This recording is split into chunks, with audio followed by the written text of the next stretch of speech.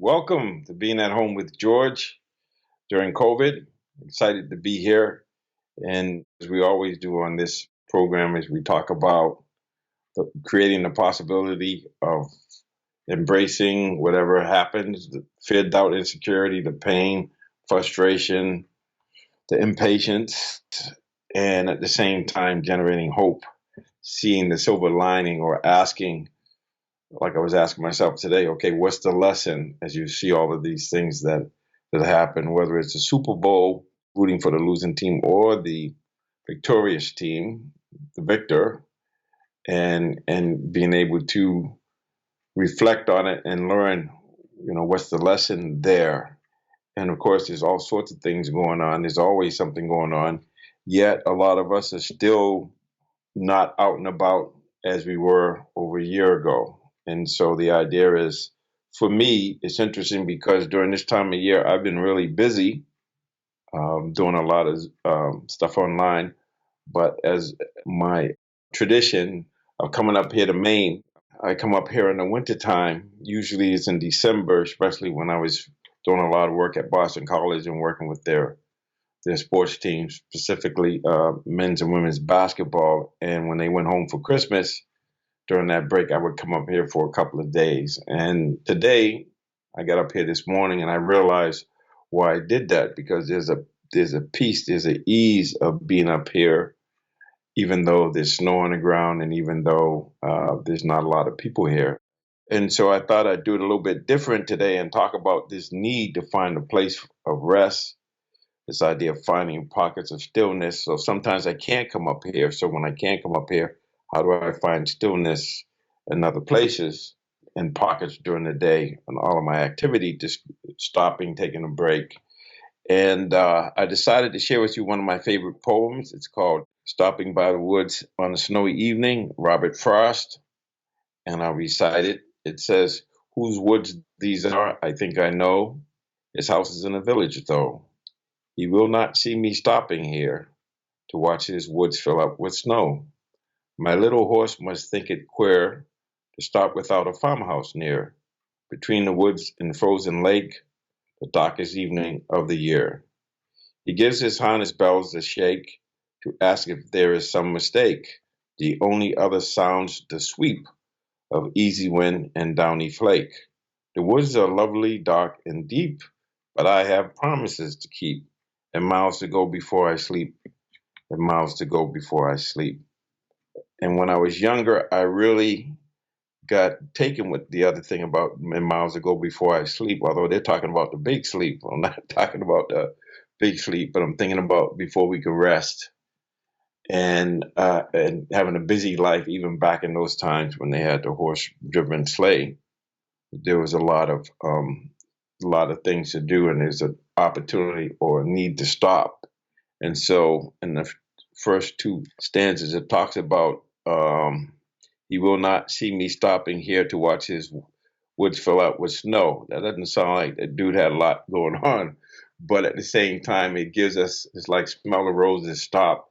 So I come up here, and even though I'm really busy and there's a lot to do, I need to take time to stop, and the stopping or being still and just setting things aside and having a big pocket of stillness to be able to stop. And by stopping and getting calm, and then there's stopping, then there's calming, and then there's resting. And we can only rest when we're calm, or when we can set things aside, when we can create a container to hold everything. And I'm cognizant of the fact that I've been talking about embracing whatever comes up. And what allows us to do that is the practice, as I'd like to call them, the five superpowers. Mindfulness, trust, insight, right effort, and concentration. And so we have to be able to stop and create calm, create space between stimulus and response, and then the rest. And the rest is one way of being able to hold things, because when we can hold things in this process, what we do is we create a container. That's why I always talk about embracing things. So these five superpowers allow us to create a container. And the analogy I like to use is I could take this little bowl here and I could fill it with water and put a teaspoon of salt in there, and it's very salty. But if I were to get a bigger container, like a bathtub or a big basin, and put water in it, that teaspoon of salt is not as salty. And so we have to create this ability of how do we hold our experience in a way where we're able to hold things, be able to embrace them, see them, so that we understand how to relate to them in a way where we can learn the lesson we need to learn. And I like to talk about the four A's: the awareness, then the acceptance, which is the real challenging thing. Yeah, I don't like it, it feels comfortable, but the accepting of it. And then once we accept it, then we can have the compassionate action, and then we can reflect or have the assessment afterwards. But what's helpful with that at the same time, or before we even embrace things, is to generate the hope or have these pockets of stillness where we can rest and we can be in that calm, that poise. I call it the eye of the hurricane, or have these pockets of stillness where we're able to not only think about things that are hopeful, look at things in ways that to energize us, and having that growth mindset that allows us to be able to say, okay, what's the lesson here? What do I need to learn? And at the same time, how do I feed that? Well, I have to have these pockets of stillness where I could stop.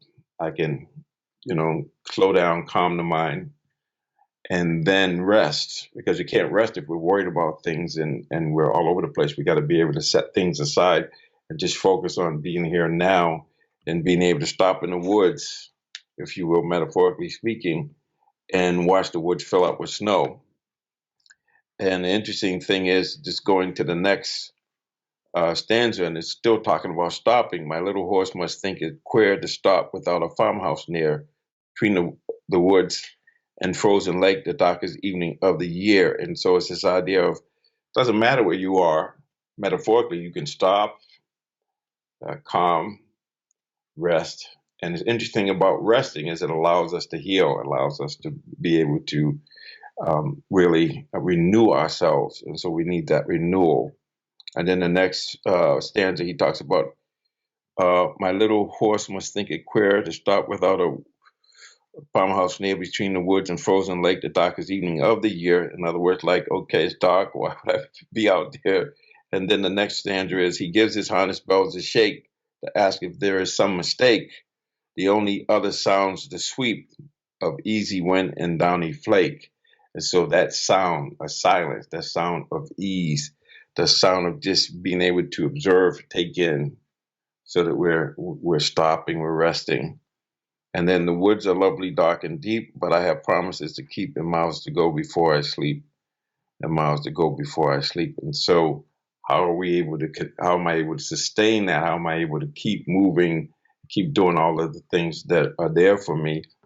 I have to, once again, be able to embrace it and then generate the hope. But then by having this stillness and resting, having these pockets of stillness, when I can't come up here, where I can just pause and just be and enjoy things, metaphorically, watching the woods fill up with snow, or listening to the sound of easy wind and downy flake.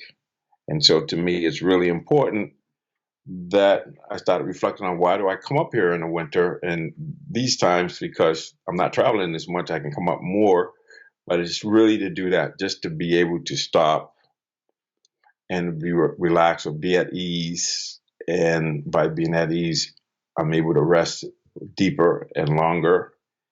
And that there's a healing that goes on when we can just rest.